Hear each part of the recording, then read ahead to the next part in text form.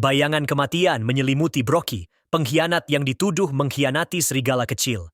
Namun, kesedihan serigala kecil bukanlah kemenangan, melainkan beban berat di hatinya.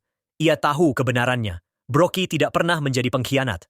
Para Rasul Itarim, dengan tipu dayanya, telah menanamkan kristal kuning aneh di mata Brocky, memproyeksikan pikirannya, dan menyebabkan kehancurannya.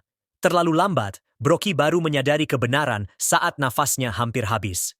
"Maafkan aku, Yang Mulia," bisik serigala kecil, suaranya teredam oleh kesedihan. "Brocky gagal melindungi garis keturunanmu. Ia bahkan tidak memberiku kesempatan untuk bernapas, diserang oleh rahan yang menerkamku." Hanya saat itu, serigala kecil dengan keberanian yang tak terduga menerjang dan menggigit tubuh Brocky. Adegan itu awalnya membingungkan. Bekas luka dan memar di tubuh Brocky, serta perilaku serigala kecil menunjukkan gigi dan menggeram baru kemudian menjelaskan semuanya. Serigala kecil ternyata berusaha melindungi pemain.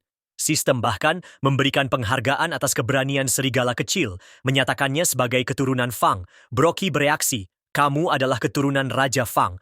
Apakah kamu menyerap kekuatan sihir pedang besar itu?" Menunjukkan bahwa ia mengenali sesuatu yang istimewa pada serigala kecil. Mungkin kekuatan magis yang diturunkan dari leluhur yang kuat. Pengungkapan ini mengubah pemahaman pemain tentang peristiwa tersebut. Dari kebingungan menjadi pengakuan akan sebuah warisan yang kuat dan hubungan yang tak terduga antara serigala kecil dan Brocky. Ya, bisa diinterpretasikan demikian. Pernyataan Brocky menyiratkan bahwa serigala kecil mewarisi atau menyerap kekuatan magis dari pedang besar, yang mengisyaratkan pengorbanan diri sebuah pedang untuk memberikan kekuatan tersebut kepada serigala kecil. "Aku sudah berencana kerja sama dengan Fangs, jadi nggak ada alasan buat menolak. Selamat, keturunan Raja Fang jadi pasanganmu." Tapi pas Suho terima perintah sistem, kayaknya ada sesuatu yang masuk ke pikirannya.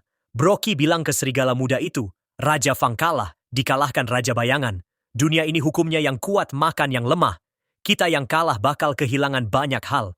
Demi keturunan Fang bisa bangkit lagi, nak, kamu harus lebih kuat." Lalu, dia ngelus kening serigala kecil itu dan berkata, "Jangan kecewain ayahmu." Lalu, kenangan pahit itu kembali menyeruak. Brocky berlutut di depan beberapa manusia, ketakutan.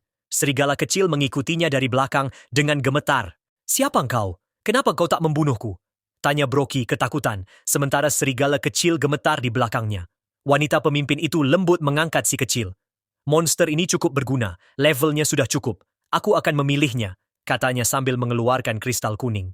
Perlahan, kristal itu digerakkan ke arah mata Brocky. Serigala kecil menangis histeris, hanya bisa menyaksikan dari kejauhan. Wanita itu melanjutkan, "Brocky, mulai sekarang, tugasmu menangkap manusia hidup-hidup dan menyerahkannya kepada kami. Kristal yang baru saja kita tanamkan di matamu akan meningkatkan kekuatanmu. Besarnya, peningkatannya berbeda-beda untuk setiap orang." Melihat air mata serigala kecil itu, hati Brocky dipenuhi amarah. Kadang-kadang, Brocky dipenuhi keinginan jahat yang tak terkendali. Baru saat itu aku mengerti penderitaan Brocky dan serigala kecil, dan kejahatan orang-orang yang menanamkan kristal di mata Brocky. Apakah mereka terkait langsung dengan Itarim? Ataukah dialah dalang di balik semua ini? Ternyata suksesor Fang tak berniat membalas dendam pada Brocky. Tujuannya menghentikan Brocky agar tak kehilangan kendali. Jika ini terkait rencana jahat, aku harus mengalahkan Brocky. Tapi kekuatanku tak cukup. Namun, sistem memberikan tugas baru. Keturunan raja, temukan keturunan raja lainnya dan jadikan mereka mitramu. Jadikan 8 keturunan raja sebagai mitramu. Ikatanmu dengan keturunan Raja Fang akan memicu kemampuan ikatan baru. Seketika, kekuatan tak terbatas membanjiri tubuh Suho. Ledakan dahsyat mengguncang tempat mereka berdiri. Beru berteriak, "Tuan muda, perubahanmu tak seperti raja." Namun, sebelum Beru menyelesaikan kalimatnya, Brocky berkata sambil menghantam tanah, "Walau aku tak tahu apa yang terjadi di antara kalian, aku tak akan membiarkanmu berhasil." Ia menyerbu Suho. Ledakan dahsyat mengguncang segalanya.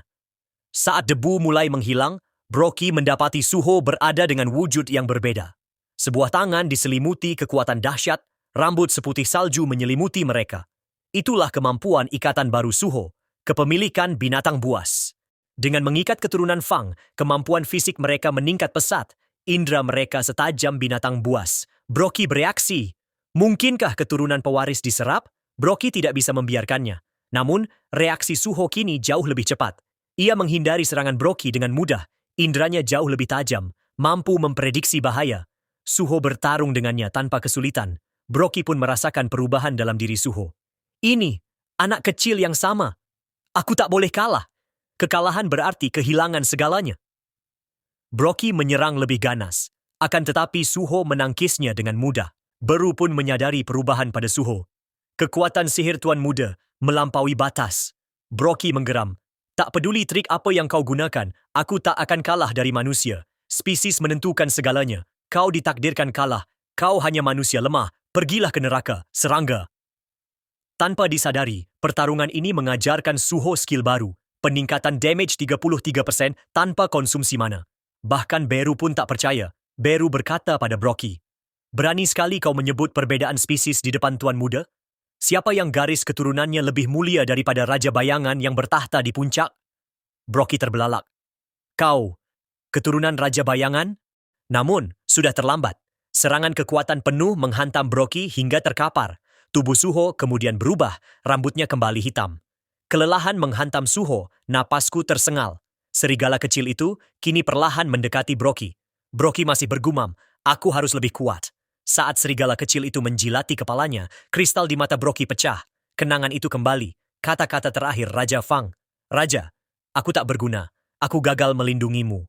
Namun kalimatnya terhenti. Serigala kecil itu melolong pilu ke langit. Semuanya berakhir. Brocky tewas. Serigala kecil itu berdiri di sampingnya, kepala tertunduk, menatap tubuh Brocky dengan tenang. Aku bertanya pada Beru, "Kau ingat? Kau merasakan aura Itarim dari Brocky?" Aku melihat kilasan ingatan dari serigala kecil itu. Seorang pemburu memasuki ruang bawah tanah, menanamkan kristal di mata Brocky. "Mereka dari Itarim? Kenapa mereka menyerang Brocky?" Beru menjawab, "Sepertinya bukan dari Itarim. Mereka jarang bergerak sendiri. Outer Gods tidak akan bergerak sendiri. Mereka biasanya mengutus utusan untuk urusan sepele ini. Tetapi tindakan mereka pasti terkait dengan invasi ke bumi. Ini berarti Itarim sudah ada di bumi. Akan lebih baik jika kita bisa menemukan lebih banyak petunjuk. Akan buruk jika petunjuk tentang Itarim terputus di sini." Beru berkata bahwa dia punya solusi. "Brocky pasti punya ingatan yang berhubungan dengan Itarim. Jika aku memakan tubuhnya, aku bisa melihat ingatannya sebelumnya dan memulihkan kekuatan sihirku. Bukankah ini seperti membunuh dua burung dengan satu batu?" Ketika Suho mendengar ini, dia langsung tercengang. "Anda benar-benar memiliki kemampuan supranatural." Namun, saat Suho melihat serigala kecil itu, dia tampak kebingungan. Kematian Brocky merupakan pukulan berat baginya. Si kecil pasti sedang merasa tertekan saat ini, jadi saya berjongkok di sampingnya. Suho mengisyaratkan padanya untuk ikut dengannya, dia akan membawa si kecil ke suatu tempat. Ia berpikir sejenak dan Suho juga menunggu dengan sabar. Lalu, ia menjilati wajahnya dan berarti dia setuju. Segera, Suho kemudian mengambil kunci Shadow Dungeon. Melihat mayat Brocky, Suho berkata, "Bro, aku serahkan padamu." Ai. Setelah beberapa saat, mereka tiba di dungeon. Bru bertanya dengan lembut, mengapa ia tak kembali ke rumah dan membawanya. Senyum tipis mengembang di bibirku. "Aku akan menyediakan tempat tinggal untuknya di sini. Lagi pula, aku telah menjalin ikatan dengan keturunan Raja Fang." Tiba-tiba, perintah sistem muncul. Si kecil menginginkan sebuah nama. Dengan hati yang penuh kasih sayang, Suho memberi nama Grey, terinspirasi oleh bulu-bulunya yang seputih salju. Beru bergumam pelan, seakan takjub. Seperti yang diharapkan dari seorang raja, selera penamaannya pun luar biasa. Mendengar namanya, Grey mengaum, sebuah pernyataan kesetiaan dan penghormatan. "Mulai hari ini, hutan ini adalah wilayahmu, dan aku adalah pelindungmu." Namun, satu hal yang masih menjadi misteri, makanan kesukaan Grey. Sebagai keturunan Fang, kemungkinan besar ia memangsa makhluk hidup atau monster. Sungguh menakjubkan. Masih banyak monster yang belum tertangani. Grey bisa mengurusnya. Mendengar kata monster, Grey langsung mengaum girang. Tanpa basa-basi, ia menerkam raksasa hijau itu. Lehernya tergorok seketika. Gerakannya begitu cepat dan tepat. Suho membiarkan Grey beraksi. Ia menyelesaikan tugasnya sebagai pembunuh dengan efisien. "Brocky, anjing pemburu, ya?" Beru memberi isyarat agar aku tak perlu khawatir. "Yang penting, cari keturunan raja. Sistem raja tak punya misi seperti itu." Ia menambahkan, "Ada sistem peningkatan untuk Tuan Muda. Raja telah menyempurnakan sistem ini, menghapus bayang-bayang jahat yang dulu membelenggu. Tujuannya mendorong raja untuk mencapai puncak kekuatannya. Sistem itu dirancang untuk menjadikan Raja Bayangan sebagai boneka rencana jahat sang perancang. Jika berhasil, jiwa Sun Jinwo akan lenyap, Namun, raja melawan sistem menjadi eksistensi yang tak perlu lagi dikendalikan. Suho bertanya, apakah sistem ini juga ingin mengubahku menjadi boneka raja bayangan? Beru menjawab, tidak, hanya ada satu sistem Shadow King. Ia akan membantumu tumbuh sesuai kemampuanmu. Jika ada fungsi baru, itu pasti untuk membantumu. Segera setelah itu, Suho membuka kotak statusnya. Setelah mendengar penjelasan Beru, segalanya menjadi terang. Aku akhirnya mengerti mengapa perjalananku masih terhambat. Level 1 saat dikejar monster api misterius itu. Kini statistikku melesat, skillku berlimpah. Tapi, aku masih lemah. Tanpa ikatan dengan Grey, aku tak mungkin mengalahkan Brocky. Lupakan itu, aku harus selesaikan tugasku dulu. Mungkin, aku bisa bertemu orang tuaku setelahnya. Oh ya Beru, apakah ada petunjuk Itarim di ingatan Brocky? Beru menjawab, aku melihat memori yang dihapus paksa. Itarim tidak terlibat langsung, tapi aku melihat seseorang mendirikan Hound Guild untuk Brocky untuk memulihkan ingatan orang-orang yang diculik. Nama guild itu adalah Grimri Api. Selidiki guild itu, kita akan menemukan petunjuk Itarim. Di sebuah telepon genggam berbunyi. Lin Tegyu, apa maumu? Kau di Asia Tenggara kan? Jangan mengalihkan pembicaraan. Li Minsung, kau dalang di balik insiden Hound Guild ini. Kami menemukan transaksi keuanganmu. Cepat atau lambat, mereka akan meminta pertanggungjawabanmu. Walau hukum tak bisa menghukummu, ketua guild itu tak mudah menyerah. Bersihkan kekacauan ini sebelum aku kembali. Telepon ditutup. Dulu hanya supirku. Kini, setelah jadi S-Rank, ia begitu sombong.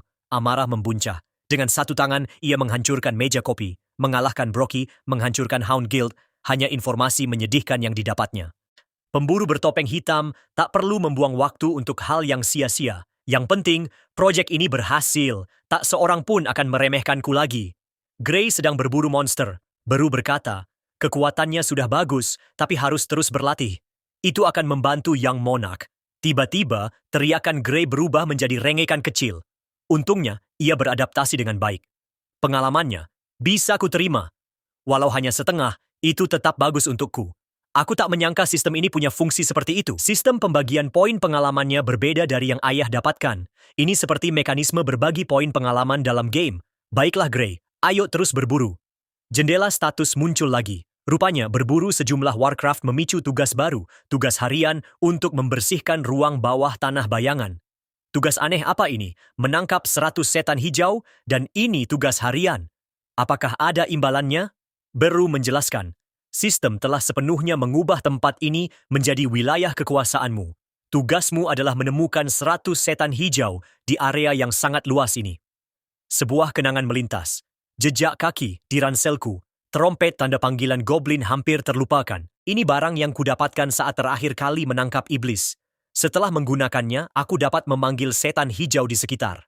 Tak lama kemudian, langkah kaki beberapa setan hijau terdengar dan mereka menyerbu ke arah Suho. Melihat ini, ia tersenyum tipis. Seperti yang kuduga, saatnya meregangkan otot-ototku. Aku mengumpulkan kekuatanku di tangan kanan, dan tanpa berkata apa-apa, Suho bergegas menuju kelompok setan hijau itu. Suho membunuh puluhan setan hijau hanya dalam satu serangan. Setan hijau bukan lagi tantangan bagiku, tetapi jika aku ingin menangkap setan hijau dalam jumlah besar, aku hanya dapat terus menggunakan fungsi pemanggil musuh. Melihat mayat-mayat iblis hijau berserakan di tanah, aku melambaikan tangan dan berdiri tegak. Dengan bantuan Grey, tugas membersihkan Shadow Dungeon selesai. Akhirnya Grey terkulai lelah, terengah-engah di tanah. Ada yang aneh dengan statistik misi itu. Udah selesai tapi masih jalan terus. Mungkinkah ada misi tersembunyi?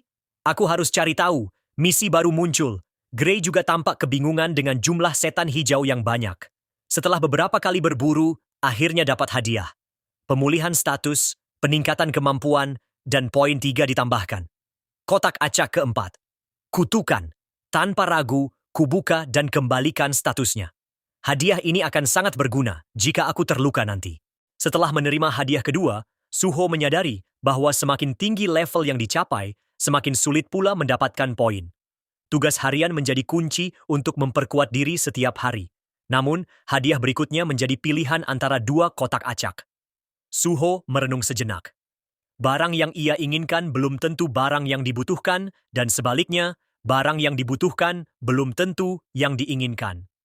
Pilihan barang yang diinginkan terlalu beragam, sedangkan kebutuhan saat ini juga tidak sedikit. Akhirnya, Suho memutuskan untuk memilih kotak acak terkutuk. Ketika membuka kotak tersebut, ia senang mengetahui bahwa ia mendapatkan item Vulcan Horn yang sebenarnya adalah sepasang sarung tangan. Sarung tangan ini terbuat dari tanduk api iblis yang rakus. Di dalamnya terdapat Vulcan Fist yang mampu meningkatkan kekuatan serangan, menghancurkan keinginan, dan menambahkan 30% kerusakan fisik. Semakin banyak jiwa yang dimangsa oleh predator iblis, semakin kuat pula Fist of Vulcan. Meski Suho tidak selalu bisa mengandalkan Shadow Soldier sebagai senjata, kuasa dari Vulcan Horn ini memberikan harapan baru bagi dia dalam menghadapi tantangan ke depan. Sepasang sarung tangan ini sangat cocok untuknya saat ini, memberikan tambahan 30% kerusakan fisik. Setiap iblis yang berhasil ia buru semakin meningkatkan nilainya. Meskipun sarung tangan ini terasa sedikit berat, sepertinya Suho perlu menambahkan poin pada kemampuan kekuatannya. Selanjutnya, dia bisa memburu goblin untuk meningkatkan senjata yang ia miliki. Namun, situasi mulai berubah. Tingkat kepercayaan Gray bergeser dari rasa hormat menjadi rasa takut. Beru, yang berada di samping Suho, segera menjelaskan bahwa Gray bukanlah prajurit bayangan dengan kekuatan fisik tak terbatas. Dia perlu istirahat 1 hari untuk memulihkan diri. Suho mengangguk sependapat dan berkata, "Kau benar," sebelum melangkah keluar dari Shadow Dungeon. Guild yang terkait dengan Hyena Guild disebut Reaper, dan suasananya tak kalah menegangkan. Ini adalah saat yang tepat untuk memanfaatkan waktu untuk menyelidiki. Saat Suho tengah berpikir di mana harus memulai, tiba-tiba pesan teks dari asisten pengajar membuatnya terkejut. "Suho, tolong datang dan bantu saya." Ternyata, dia akan memasuki ruang bawah tanah hari ini. Tetapi semua pendaur ulang telah kehilangan kontak, jadi tidak ada pilihan lain baginya selain memanggil Suho. Dia menyerahkan pakaian kerja kepada Suho, menjelaskan bahwa menjadi pendaur ulang lebih berbahaya daripada menjadi penambang. Seorang penambang hanya perlu bekerja dengan aman di ujung ruang bawah tanah setelah perburuan selesai. Namun, pendaur ulang harus menyelamatkan monster yang diburu oleh tim penyerang, sehingga mereka harus mengikuti tim tersebut dengan dekat. Dengan risiko yang terus mengintai, para pendaur ulang harus siap menghadapi serangan monster kapan saja. Ada kemungkinan mereka akan terluka oleh duri atau sisik pada mayat monster yang mereka tangani. Mereka juga harus mengenakan pakaian pelindung. Saat itu, tim penyerang tiba dan langsung menanyai tim penyelamat di tempat kejadian, menanyakan apa yang terjadi dan mengapa hanya ada 2 orang di sini. Mendengar pertanyaan itu, Tahyung menjawab dengan canggung, "Maaf, kami sudah berjanji untuk datang, tetapi pendaur ulang lainnya telah kehilangan kontak." Tanggapan itu memicu kemarahan sang kapten penyerang yang dengan tegas berkata, "Anda terlalu tidak bertanggung jawab. Tahukah kau berapa banyak uang yang dibayarkan guild ini hanya untuk tiket masuknya saja? Jika Anda menunda perburuan monster ini, saya akan melaporkan Anda ke asosiasi dan memastikan Anda tidak bisa lagi menjadi pendaur ulang." Melihat kejadian ini, Tahyung berbisik, "Gunakan teknik pemanggilanmu untuk memberi mereka pelajaran." Dalam situasi genting seperti ini, Suho tahu bahwa perlu mengambil tindakan cepat. Suho segera memeriksa level beberapa anggota tim penyerang. Ada 4 pemburu sihir level D, 5 pemburu tempur level D, dan seorang penyembuh level C. Pria yang baru saja berbicara itu tampaknya adalah seorang tabib sekaligus kapten tim penyerang. Suho memiliki tanduk Vulcan, senjata yang dirancang khusus untuk memangsa iblis. Kebetulan, ia juga telah menerima permintaan Tahyung, sehingga ia datang ke dunia milik Serikat Dewa Kematian untuk menyelidiki ruang bawah tanah yang tak terlihat ini. Semua ini terasa terlalu kebetulan dan mencurigakan. Jika semua ini bukan kebetulan, maka bisa dipastikan bahwa ada sesuatu yang berbahaya bisa terjadi di sini kapan saja.